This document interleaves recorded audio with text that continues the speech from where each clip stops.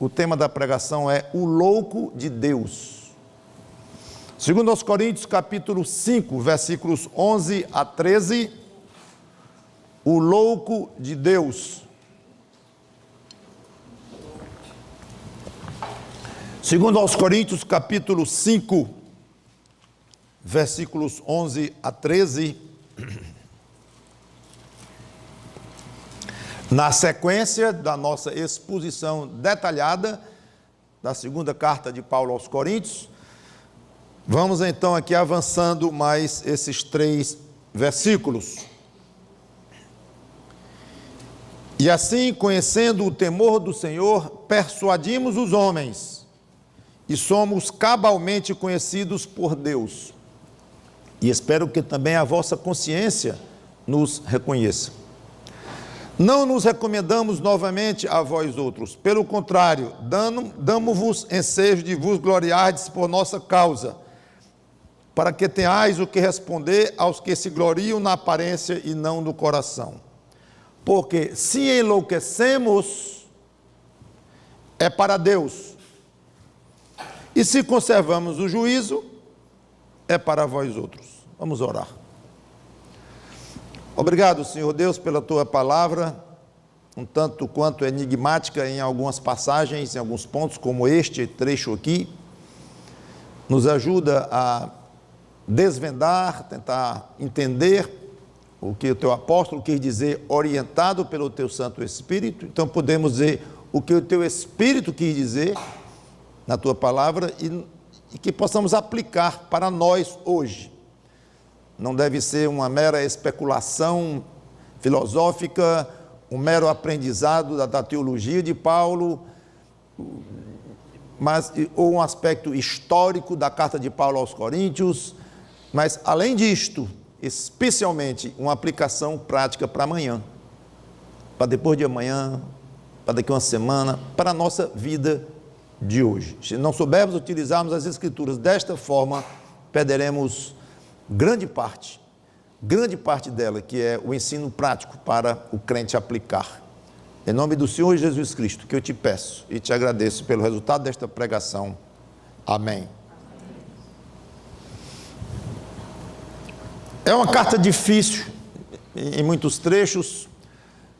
Paulo muda de assunto de uma hora para outra, não é fácil saber quando ele mudou de assunto, quando ele está desenvolvendo um assunto e apenas está ainda no mesmo tema, mas com outra abordagem de outro ângulo. E parar, aonde saber parar não é fácil nas pregações expositivas. Eu parei aqui no versículo 13, porque é tão bonito o 14, tão forte, e também o 15, e o 16, e o 17. Eu acho que só o 17 já vai dar uma pregação inteira.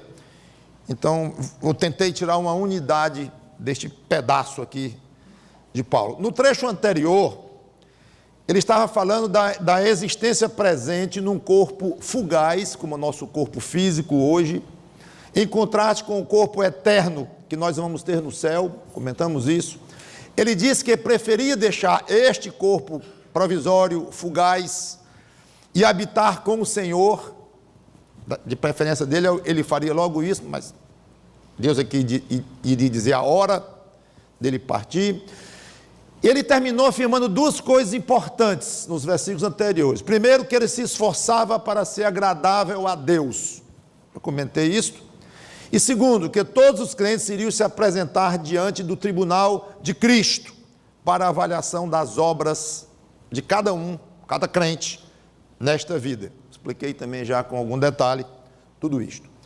Então, quando ele diz, e assim, ou seja, portanto, então, ele está como que concluindo o que vinha falando recentemente.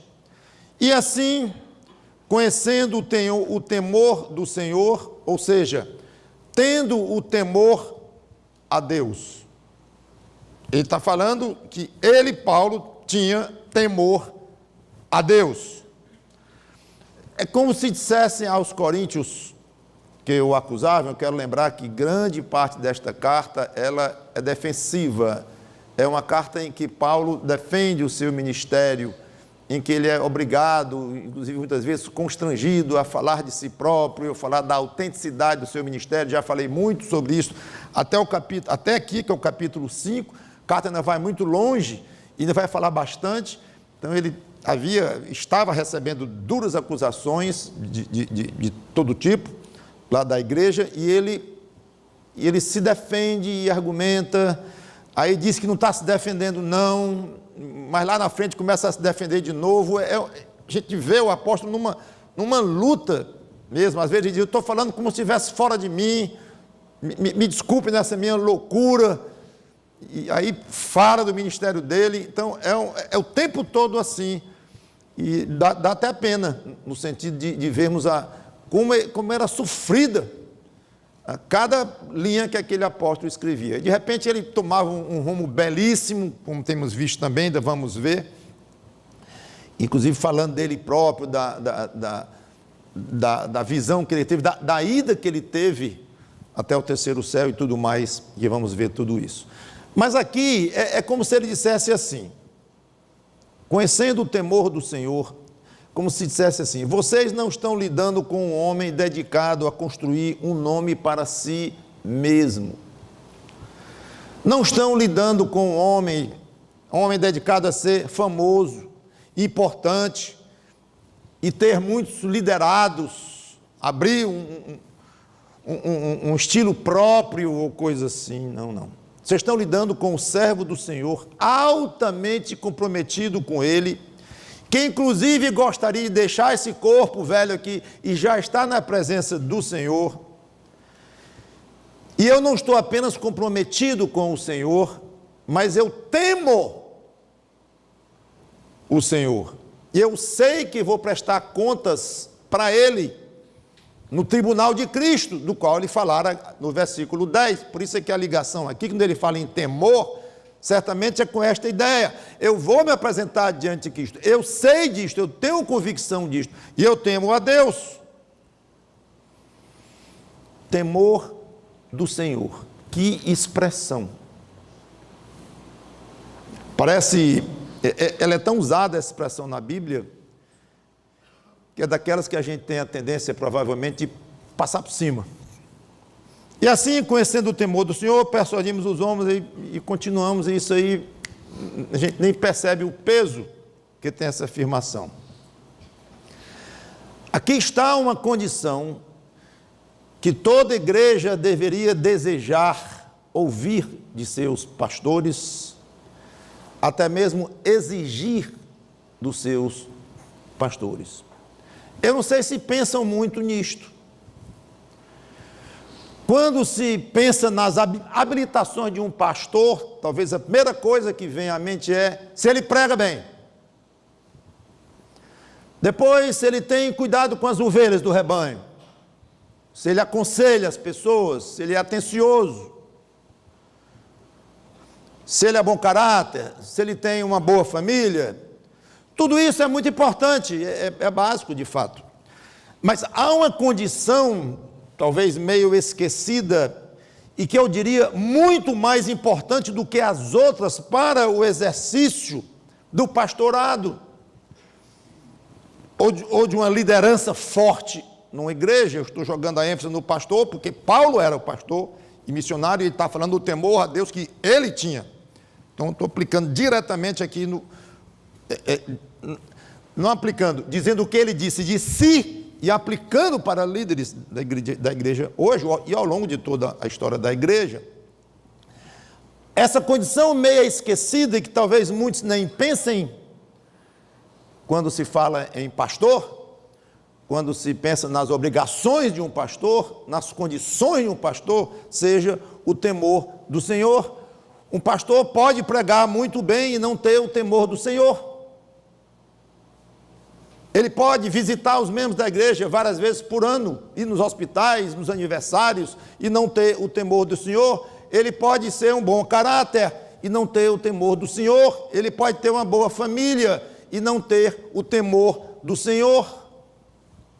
Mas o que verdadeiramente tem o temor do Senhor vai cuidar de cada um desse item e de todos os itens da sua vida com muita seriedade diante de Deus, procurando acertar, procurando agradar a Deus, exercendo uma disciplina pessoal, lutando contra a carne, sabendo que ele tem um Senhor no céu que vai cobrar dele, sabendo que ele vai estar diante do tribunal, chamado Tribunal de Cristo, um Deus santo, exigente e altamente ciumento do rebanho dele, Cristo.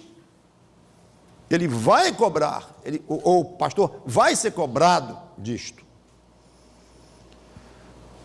Mas como saber se um pastor tem o temor do Senhor? Pergunta no questionário ao pastor candidato: pastor, o senhor tem o temor do Senhor? Não resolve. Claro. Não é fácil, não há uma resposta simples para esta pergunta, nem eu vou traçar aqui um plano para vocês descobrirem se os pastores de vocês têm o temor do Senhor. Eu diria que somente com o dia a dia, com as atitudes do pastor ou pastores, atitudes grandes, na hora de um problema grande na igreja, ou uma atitude pequena, mínima, com um pequeno problema de um irmãozinho ou de uma irmã, qual a atitude, a soma de todas essas atitudes pequenas e grandes vão revelar em grande parte realmente se há um temor do Senhor por parte da liderança da igreja. Pelo menos uma coisa eu suplico a vocês: orem para que os seus pastores, no caso eu e pastor Watson, tenham o temor do Senhor cada vez mais e que nós cresçamos no temor do Senhor. Que nunca nos esqueçamos deste aspecto do ministério pastoral. Tão preocupados com a pregação em si, com a qualidade da pregação, tão preocupados com o ensino para as crianças, tão preocupados com a diretoria, tão preocupados com a situação financeira da igreja, com a programação da igreja, com a membresia da igreja, com o batismo que vai chegar, com o problema de construção, com o problema daquilo, tão preocupados com isso, assuntos válidos, lícitos, mas que podem solapar, podem roubar do coração do pastor este aspecto, o temor do Senhor. Então peço, independente do tamanho do meu temor pessoal, do pastor Watson, não há uma medida. E como eu disse, não adianta perguntar: o senhor tem temor? Claro, todo crente vai dizer: tenho o temor do Senhor.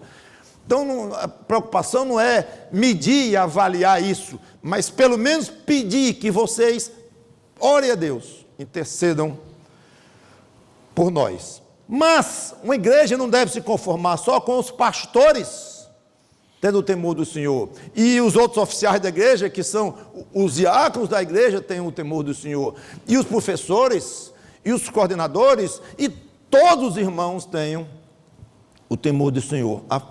Vocês todos sabem que é condição fundamental para o crente, qualquer crente. Provérbios 1:7 diz lá que o temor do Senhor é o princípio da sabedoria. Então, eu vou continuar com a epístola, mas deixo com você, então, esse toque, não apenas da questão dos pastores, mas uns dos outros. Ore para que cada crente aumente no temor do Senhor.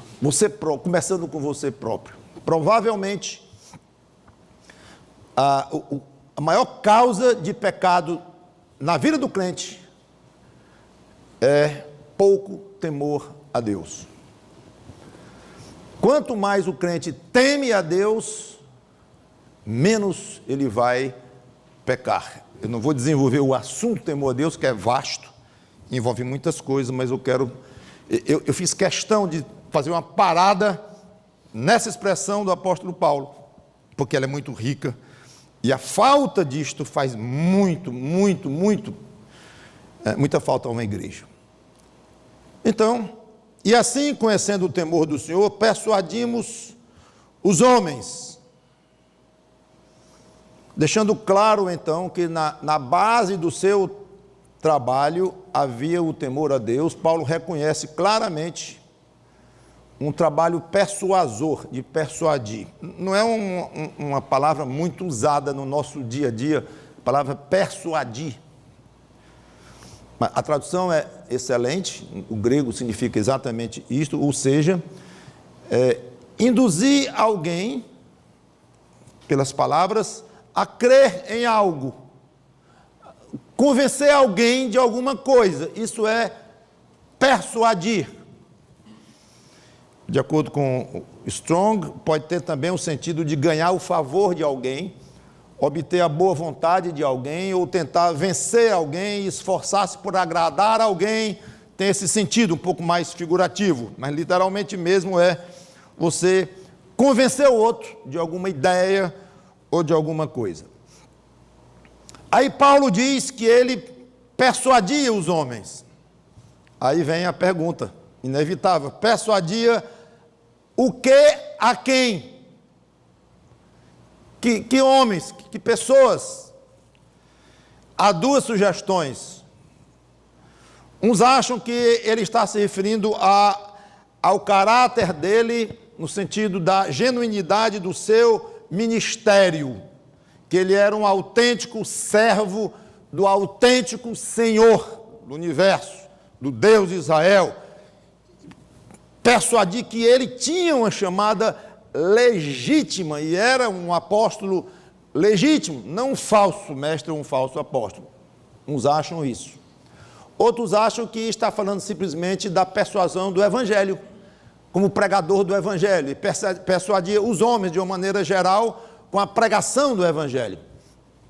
São sugestões, uma não anula a outra, e qualquer que seja, tem base bíblica, no sentido da importância de nós realmente mostrarmos às pessoas o Evangelho, tentar persuadir, e a importância também de mostrar uma sinceridade no seu trabalho, no seu ministério. E somos cabalmente conhecidos por Deus. Esse cabalmente conhecidos é uma expressão, tradução de um verbo só, que significa tornar manifesto ou visível o que estava escondido ou era desconhecido. Manifestar, seja por palavras ou ações ou de qualquer outro modo. Então, somos cabalmente conhecidos por Deus. Para Paulo, o importante era saber que Deus, que ele estava desnudo, patente, totalmente exposto ao próprio Deus. Era tranquilizador para ele. Enquanto ele persuadia os homens, não sabemos se persuadia os irmãos das igrejas sobre o ministério dele, ou se aos homens em geral, ou talvez os dois, mas enquanto isto, para ele o importante é que enquanto trabalhava aqui com os homens de uma maneira digna, decente, mas bom mesmo era saber que ele era totalmente conhecido por Deus, ou seja, ele estava manifesto diante de Deus. Deus sabia perfeitamente quem ele era, Paulo, o ministério dele, a chamada dele, as dificuldades dele. Deus sabe, enquanto eu trabalho aqui com os homens. Não significa que ele desprezava o que pensavam dele. E espero que também a vossa consciência nos reconheça. O verbo nos reconheça é exatamente o mesmo que foi traduzido por cabalmente conhecido. É um paralelo que ele faz aqui. Ou seja, eu espero que nós também sejamos plenamente reconhecidos pela vossa consciência. Embora o alvo principal do pastor ou líder da igreja, ou pastores, estarem transparentes diante de Deus, ao mesmo tempo ele vai procurar mostrar coerência, ganhar confiança, ser devidamente reconhecido como um autêntico ministro de Cristo. Isso vale para qualquer crente, inclusive. Eu já ouvi pessoas dizerem: eu estou nem aí porque pensam de mim, da minha vida cristã, e às vezes até citam Paulo de uma maneira, eu acho, indevida nesse contexto, em que Paulo disse que pouco se me dá ser julgado por tribunal humano e tal, mas ele não está dizendo que ele não se preocupava em mostrar um ministério autêntico. Não é isto. A preocupação principal dele era ser conhecido por Deus, avaliado por Deus, julgado por Deus. Sim, esse era o objetivo. E ele não iria mudar nada do seu comportamento aqui, se fosse alterar a maneira dele estar diante de Deus, a sua consciência diante de Deus. Eu não vou mudar não, porque o mais importante é isso aqui. Mas se você fizer isso aqui, vão falar mal de você. Bom, aí eu lamento muito que falem, mas a minha prioridade é estar diante de Deus. Isso é o que ele quis dizer. Mas não significa que ele não estava dando a menor importância para o que pensavam dele. Negativo. E esta passagem mostra exatamente este lado da moeda. Enquanto a outra fala do aspecto da prioridade de Deus, do que Deus acha dele quanto aos homens, mas aqui ele mostra, mas não quer dizer que eu desprezo o que pensam de mim, não. E é interessante esse aspecto. Para um pastor, especialmente, um líder de uma igreja, mas para o crente também. Como é que veem você, seus irmãos, como é que eles lhe reconhecem? Como é que eles encaram o seu ministério? Como é que eles encaram o seu cristianismo, a sua prática cristã? Pouca coisa, acho que pode haver de mais trágico do que alguém dizer: fulano, pois é, ele até diz que é crente, né? Sei lá se ele é crente. É exatamente o que Paulo está dizendo aqui. Eu gostaria muito que a consciência de vocês me aceitassem como um autêntico ministro do Evangelho. Sim, eu estou preocupado com o meu testemunho de vida.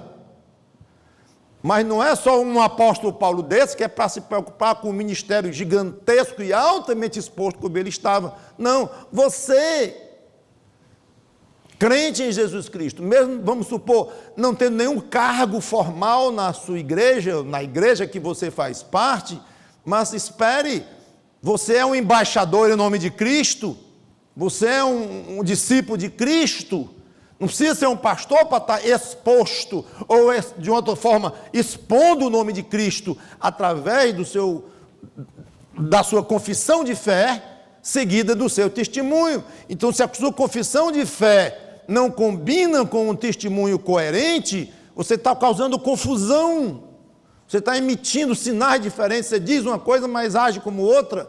Então dizer que não está nem aí, porque pensam de você, importante é o que Deus vê de mim, não é bem assim, é apresentar de uma maneira torta, esta questão de não estar dando muita atenção para o próprio testemunho. Pois saibam que Paulo estava muito concentrado, muito desejoso, sim, de passar a imagem real, a ideia de um ministério autêntico que era real. O problema de passar uma imagem é passar uma imagem falsa, aí que está errado.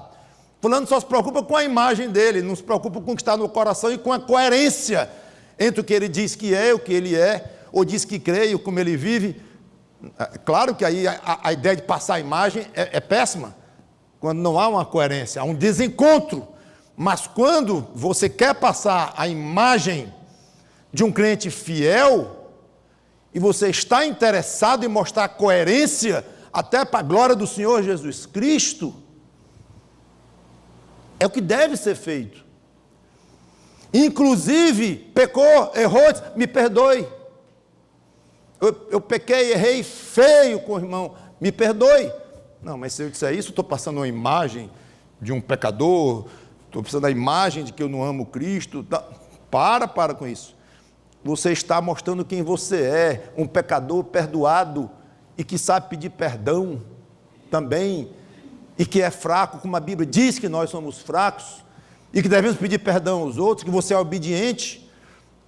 Então é completamente errada a ideia de querer passar uma imagem diferente daquilo que você é. Mas se você é fraco, se mostre fraco, porque isso é uma força. Mostrar-se fraco, mostrar-se carente, mostrar-se imperfeito, isso é demonstração de amadurecimento espiritual. E Paulo não escondia os defeitos dele próprio. Então ele passaram a ideia de um ministro autêntico do Evangelho, incluía nisto as fraquezas dele, as debilidades dele. Então não pense que você diminui a beleza do Evangelho e do trabalho que o Espírito Santo fez no seu coração quando você mostra fraqueza. Agora, se você mostra insinceridade, mentira, falsidade, aí já é muito ruim. E para você mostrar o que o Espírito Santo está fazendo em você precisa realmente cuidar de si, porque é uma outra situação. É um crente que está vivendo de uma maneira muito errada e muito aquém do que necessita. Mas fica a ideia, em primeiro lugar, tranquilize-se e fique feliz, porque você é conhecido por Deus e é diante dele que você, em primeiro lugar, sim, quer se apresentar.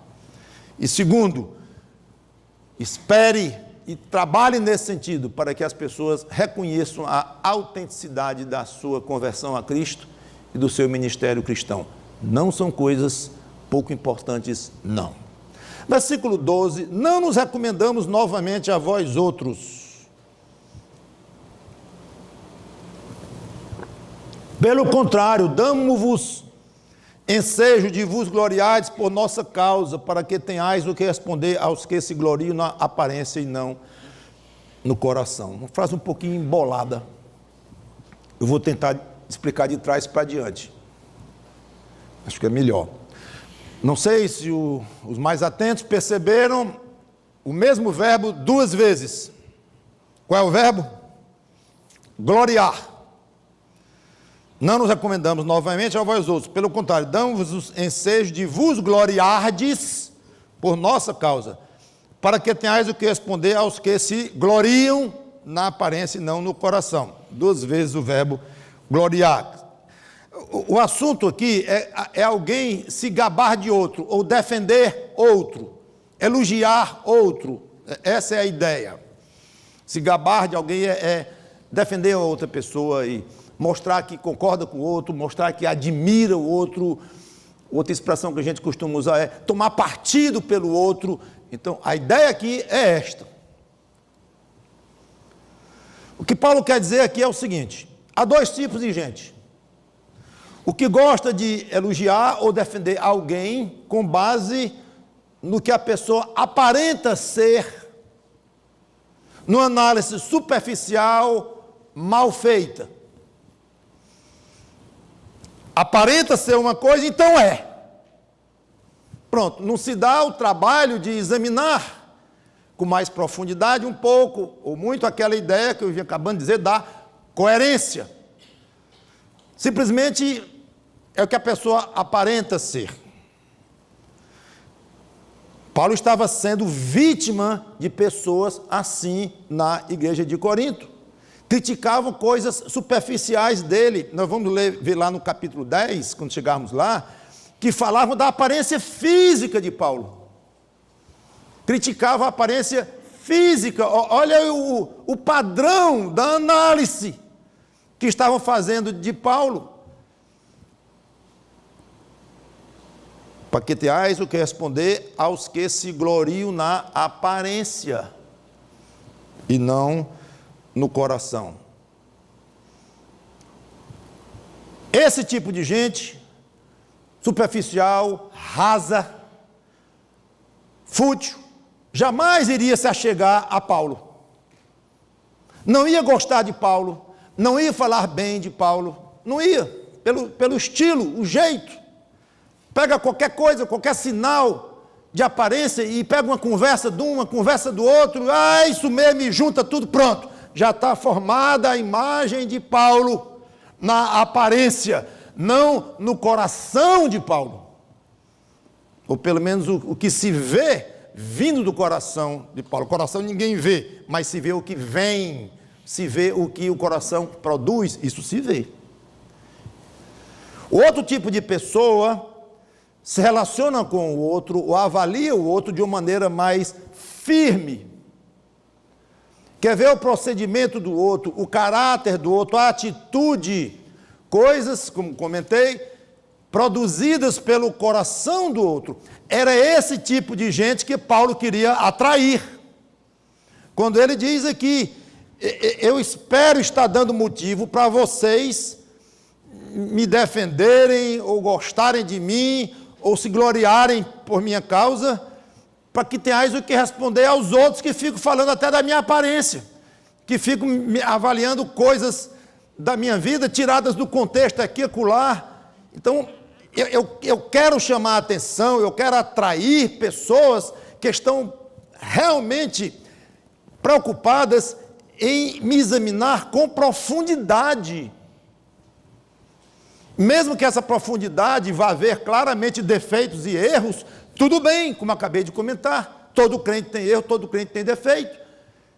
Então o crente não tem medo de ser examinado com profundidade. O crente sincero, o crente que realmente quer passar a imagem real de um discípulo de Cristo comprometido, ele faz questão de ser examinado com lente de aumento. Pode examinar. Mas vão ver que eu discuto com minha esposa mais do que eles pensam. Deixa saber, para orarem mais pelo seu casamento. Mas vão ver que meu caráter não é assim, como estão pensando muito bem. Não tem problema não. Eles vão orar para que você melhore de caráter. Agora, o crente sincero e fiel, ele diz assim, pode olhar no meu coração, porque vai ver fidelidade a Cristo, amor a Cristo e muita vontade de acertar. Vontade de perdoar. Vontade de ser perdoado. Pode olhar. Os pecados, as falhas, os defeitos, fazem parte. Quase não tem problema. Quase não tem problema. Não vão pensar aqui que eu estou dizendo que a pessoa despreza os pecados, pode pecar à vontade, que os outros, quanto mais pecado percebem, melhor ainda. Claro que não, eu estaria até contradizendo o que eu acabei de comentar, poucos minutos atrás. Mas ele não se perturba em ser examinado com seriedade. É o que Paulo queria. Eu quero que olhem para mim com a lente de aumento. Meu pai conta a história de um parente antigo dele, que no Rio de Janeiro, estudante de medicina, ou coisa assim, que foi na casa do professor na véspera de um exame oral. E foi pedir a ele uma coisa que o professorzão lá nunca tinha ouvido. Eu vim aqui pedir para o senhor me apertar o máximo que o senhor puder na prova de amanhã. O máximo. Eu estudei muito, me dediquei muito, e preciso fazer um curso bom de primeira qualidade, eu quero ser testado da maneira mais rigorosa que o senhor puder fazer comigo. Faça amanhã, por favor. Irmãos, olhem para mim, olhemos para o irmão, para a irmã, de uma maneira rigorosa, cheia de perdão, cheia de amor, mas verdadeira. Quem é esse irmão? Quem é essa irmã? Não é o que aparenta ser, é o perigo das conversinhas, porque tira do contexto, não examina bem. Fulano disse isso, não, mas disse aquilo, eu vi que ele respondeu aquilo. Você está sabendo o que está acontecendo por trás? Você examinou com seriedade? Você foi no coração? É fantástico isso aqui, palavras meio difíceis de entender, mas é exatamente isto que Paulo está dizendo aqui. E ele até, aquele que examina com seriedade o irmão, e boa intenção e com largueza, ele dispensa até que o irmão fique falando de si mesmo, se auto-recomendando, falando de si próprio. Isso é dispensável. Não deixa que eu examine o jeitão do irmão, da irmã, o comportamento. Eu vou examinar, mas com seriedade. Então, Paulo, parece que ele queria, coitado, como eu falei já há pouco tempo, que essa fase de se auto-recomendar tivesse ficado para trás. Ele estava desesperado para se livrar desta necessidade de estar se auto-recomendando. Ele se auto-recomendou várias vezes, eu já comentei, mas ele ficava, não estou recomendando não, mas quase que estava assim, nessa luta. Era uma luta que ele tinha muito grande. Mas seja como for, o que ele queria mesmo é que ficasse para trás essa fase de se recomendar e falar do ministério dele e tudo mais, e que os coríntios vissem nele não o que ele estava apenas, não apenas o que ele estava dizendo de si mesmo, mas a vida dele.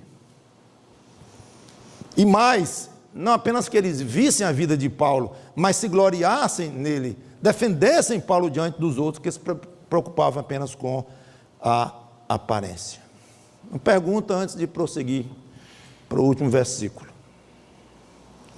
Você se preocupa mais em viver como um cristão padrão ou em fazer propaganda de si mesmo? Mostrando serviço, mostrando seus dons, mostrando qualidade naquilo que faz. Não é errado querer e ter prazer em mostrar um serviço bem feito, nem qualidade, responsabilidade no seu trabalho, nada disso é errado. Mas olha a pergunta, se isto é mais importante para você, e você não só mostrar, mas falar, viu como o meu relatório estava bem feito, viu como isso, e não perder uma chance de mostrar os holofotes, colocar os holofotes em cima de si próprio. Este é o ponto. Em vez disso, não, eu vou viver com a melhor vida cristã que eu puder, em todos os aspectos.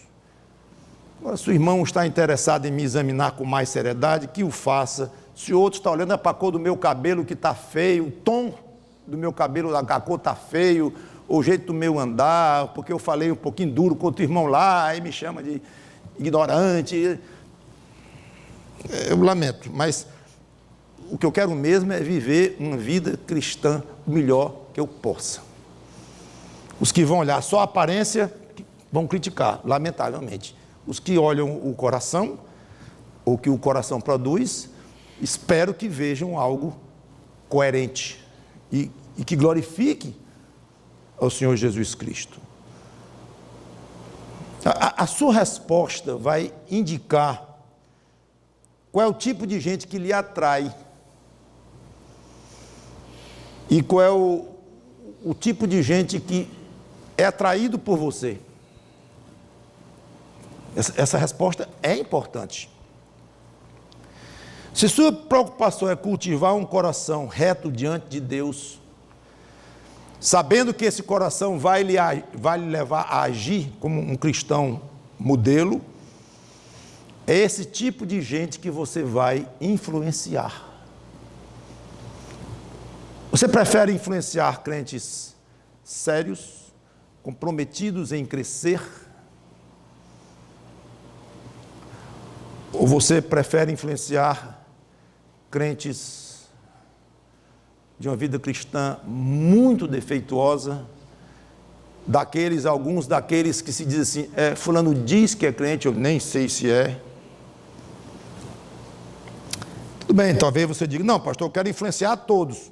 Tudo bem, mas o que eu quero focalizar não é isto. Você querer influenciar e ser benéfico a todos, é claro, é ótimo, tudo bem. Mas, é importante isto. Você quer ser útil mais àqueles que vão olhar em você algo para aprender, e você quer se sentir mais influenciável por esse tipo de crente? Qual é o padrão do crente que você quer influenciar e se sentir influenciado, que você quer imitar? Qual é o padrão? É impressionante, gente, como há padrões de crentes, camadas e camadas de crentes dentro de uma igreja. Até aquele que diz que é crente nem convertido é. Até aquele que leva muito a sério uma vida cristã, independente se é o pastor, se é o diácono, se é o novo convertido, não interessa, mas que leva muito a sério uma vida cristã, que tem uma vida respeitadíssima como crente. Eu estou usando muito a palavra hoje, coerência, com coerência de vida. Há várias camadas. A qual dessas camadas você quer pertencer? Vou dizer uma coisa um pouco ousada aqui. Essa é uma decisão sua. Ah, mas a santificação vem de Deus. Eu sei que vem de Deus. É Ele quem capacita. É Ele que é o Deus soberano, eu sei. Mas há algo do nosso coração, da nossa própria vontade, do nosso próprio esforço, que Deus valoriza muito. Acabei de dizer que Paulo disse que se esforçava para ser agradável a Deus.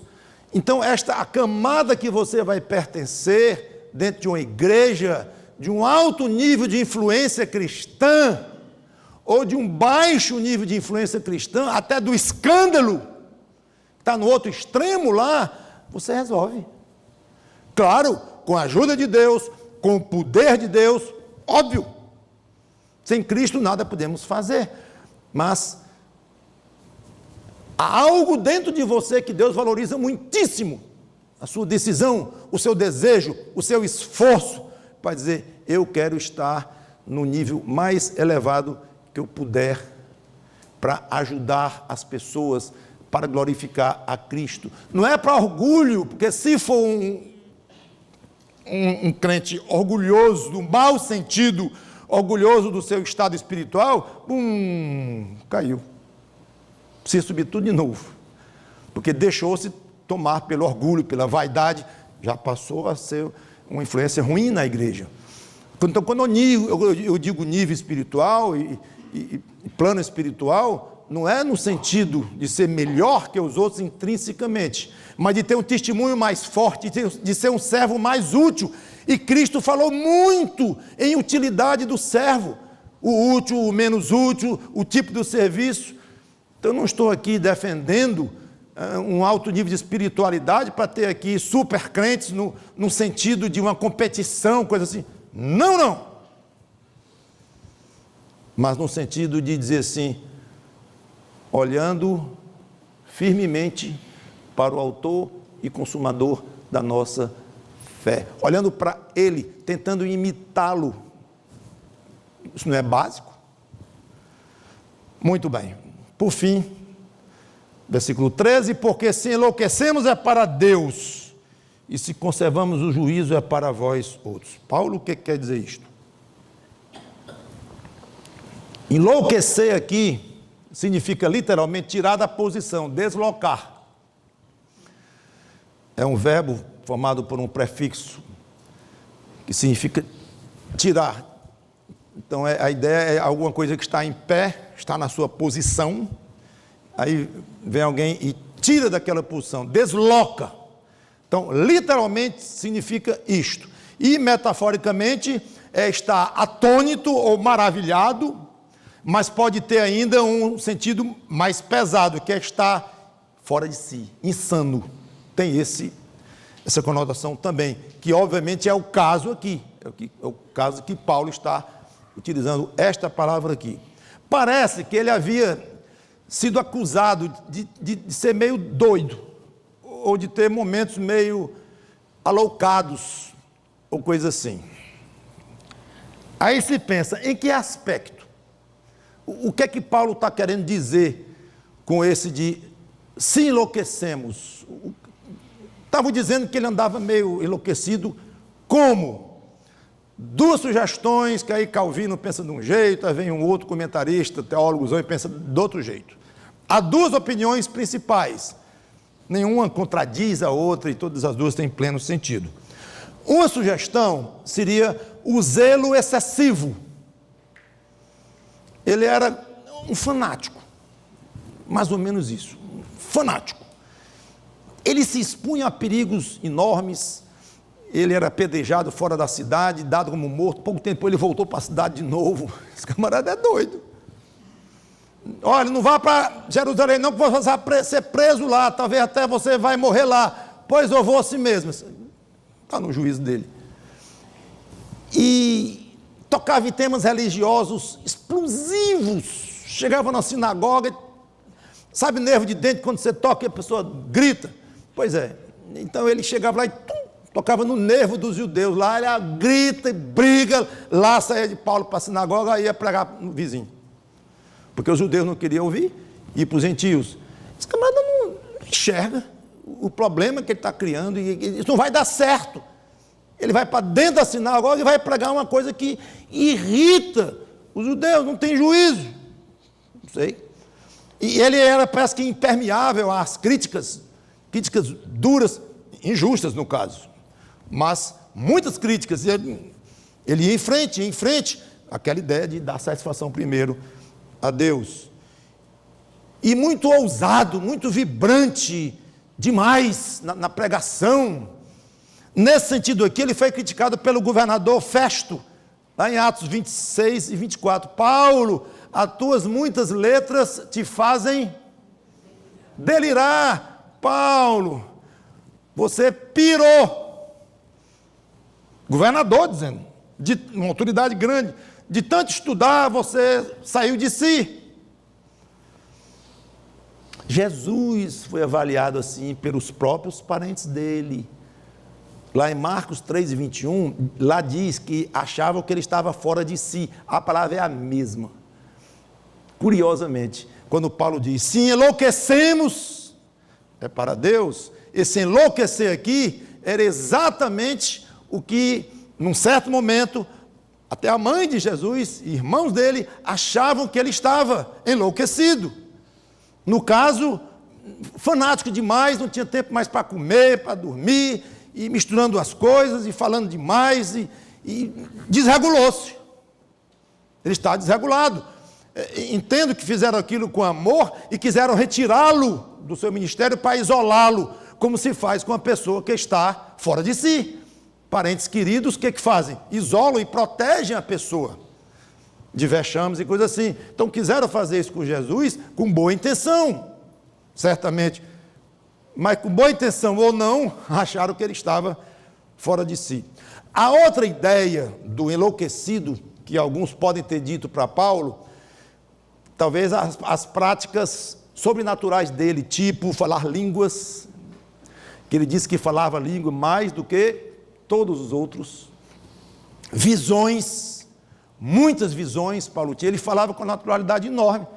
Estava no caminho de Damasco, aí viu uma luz, era Jesus, falou com Jesus, disse, esse cara é doido.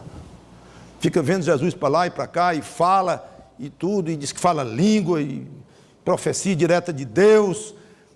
Ele não está normal, ele exagerou. Então, não sabemos o que estavam dizendo dele, mas alguma coisa ou a outra. Seja como for, o que diz aqui é o seguinte: se eu sou, na primeira hipótese, fanático, demais e exagerado na minha maneira de pregar, e vibrante demais, e corajoso demais, e até imprudente e tudo, eu faço, e se vocês acham assim de mim, eu estou muito em paz, porque eu faço isso para Deus. É Deus que manda eu ir para Jerusalém para ser preso lá. É Deus que manda eu voltar para a cidade na qual acabei de ser apedrejado. É Deus. Ou, na outra hipótese, se eu falo línguas, foi o Espírito que me colocou para falar línguas. E se eu tenho visões, eu sou abençoadíssimo, porque Deus me deu o privilégio de ter visões, de falar com o próprio Jesus em visão. Vocês acham que eu sou louco? Que eu estou enlouquecendo por um motivo ou por outro? Pois eu vou ser franco, eu vou continuar. Porque é para com Deus, é para Deus que eu faço isso. É para servi-lo. Eu vou continuar. Vocês saibam disto. Se conservamos o juízo, é para vós outros. Aqui é o contrário. É estar mentalmente saudável, sóbrio, em controle das próprias decisões. Seria o aspecto, vamos dizer, normal. ordinário, no bom sentido da palavra, do ministério de Paulo. Quando ele agisse de um modo que todo mundo achava bonito, ajuizado e tudo, pois que soubessem que ele fazia isso por amor a eles. Claro que no coração de Paulo, quer ele parecesse estranho, ou místico, fanático, exagerado, ou estivesse fazendo uma coisa muito bonita, que todo mundo achava bonito, para ele era tudo uma coisa só, no sentido de que era para Deus e era para os homens, ele não fazia distinção. Ele está fazendo aqui porque faziam com ele, ele está meio doido, não está não, ele está muito no juízo dele. Se vocês querem analisar assim, então lá vai, é assim que eu sou. Só que tem uma coisa interessantíssima, o que ficou para os inimigos dele criticarem? Se eu sou louco, é para Deus. E se eu faço coisas bem ajuizadas que todo mundo compreende, é para os homens, para o bem dos homens. Cadê o mal? Eu sirvo a Deus de um lado e sirvo aos homens do outro. Até como doido é servindo a Deus. Doido aos olhos deles, é servindo a Deus. E com juízo é servindo vocês, os homens. Cadê a crítica? Muito interessante, muito interessante. Ele tirou a base de alguma crítica e não negou que ele poderia parecer meio louco e que não que desse razão aos outros, mas disse, podem continuar assim que eu não vou deixar. Eu quero encerrar com uma sugestão prática aqui. É bom que nós queiramos agir sempre da maneira mais racional possível, ajuizadamente, de maneira que as pessoas aprovem o nosso ministério, o nosso serviço, como eu acabei de dizer. E isso não é mal em si, sendo uma coisa sincera, aberta, é bom que nós mostremos uma coerência e procurar a aprovação dos irmãos, e chega no fim do ano e eu sou reeleito para aquele cargo, mostrando que gostaram do meu trabalho, ou escolhido para um cargo diferente, ou eu sou convidado para dar aula na escola dominical, coisa boa, é bom, estão observando o meu trabalho e parece que estão aprovando. Tudo bem, isso é muito bom.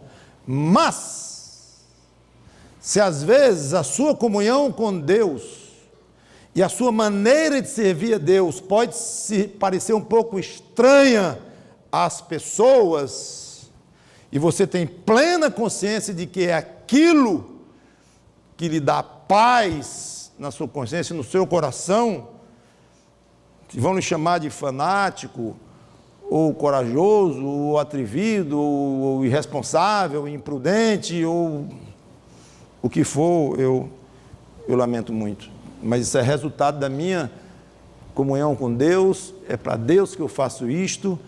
Claro que é uma coisa muito pessoal, mas você sabe, se é uma coisa autêntica, séria, forte no seu coração. As pessoas não estão entendendo bem a maneira de eu agir e tal, mas não dá, eu preciso ir por aqui mesmo. Não sendo algo contrário às Escrituras, aí não tem, aí acabou, você não tem explicação. Mas sendo uma coisa mesmo de uma atitude sua, que não fere as Escrituras, mas que para as pessoas parece meio estranha, abrir mão de um emprego, ou coisa assim, ou ir para outro lugar, ou acabar um noivado, qualquer coisa que parece muito grande aos outros, e quase loucura aos outros. Eu sei o que eu estou fazendo diante de Deus. É para Deus que eu faço isso. Se vocês reconhecem, acham que é bom senso, que não é, eu lamento. Mas eu estou muito tranquilo quanto a isto. É um conselho talvez um pouquinho difícil de passar para vocês. Não sei se eu estou conseguindo bem, mas é o que eu consigo entender deste pedaço dessa passagem aqui de Paulo, quanto à questão se nós enlouquecemos é para com Deus. Talvez em algum momento da sua vida você vai parecer meio louco para as pessoas, ou até para alguns irmãos em Cristo, provavelmente. Mas não brinque com esta ideia, não abuse desta ideia, você é doidão, você é o crente doidão. Né? Não faça isso, porque é muito comum hoje crentes quererem chocar mesmo, mostrar que é diferente, para poder mostrar que é um outro tipo de evangelho, e um evangelho mais moderno. Aí você vai se haver com aquele que você disse que se enlouquece é para ele. Quando Paulo disse, se eu enlouqueço é para Deus, ele sabia o que estava dizendo. Ele poderia, e sabia que ia encontrar-se com o próprio Deus, julgado pelo próprio Deus. Paulo se andou dizendo lá que você enlouquecia para mim. Que é isso? Isso, Senhor. É isso mesmo. Então saiba o que está fazendo diante de Deus. Que Deus nos ajude. Na próxima pregação nós vamos ver como Paulo levou esse raciocínio aqui que ele vem tendo a alturas magníficas, com afirmações teológicas, práticas de valor imenso. São passagens muito conhecidas na Bíblia. Esses 3 versículos não são conhecidos, são até um pouco difíceis, mas que Deus nos ajude com esses exemplos práticos e essas lições que nós aprendemos aqui. Vamos orar. Obrigado, Senhor Deus, pela Tua palavra, e que o Teu Espírito Santo nos leve a ter cada dia mais temor a Deus, temor a Ti, Senhor. E que o mundo saiba que nós temos temor a Ti. E que sejamos coerentes naquilo que nós dizemos crer e a forma como vivemos. E nos preocupemos, sim, em mostrar um ministério ou uma vida cristã séria, comprometida, diante de Ti, diante dos homens, não para passar uma imagem que agrada, ou que vai nos colocar bem diante da opinião pública, não, mas uma imagem real, de pecadores perdoados, mas a habitação do Espírito Santo, sim, que lutam e conseguem muitas vezes, por viver de uma maneira santa e agradável a Ti.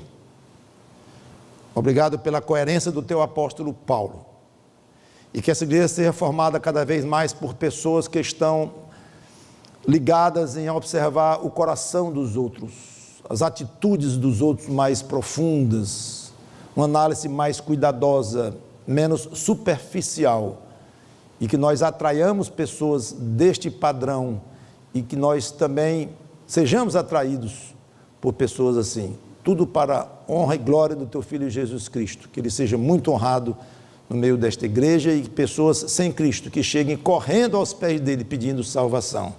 É em nome dele que nós te pedimos e agradecemos. Amém.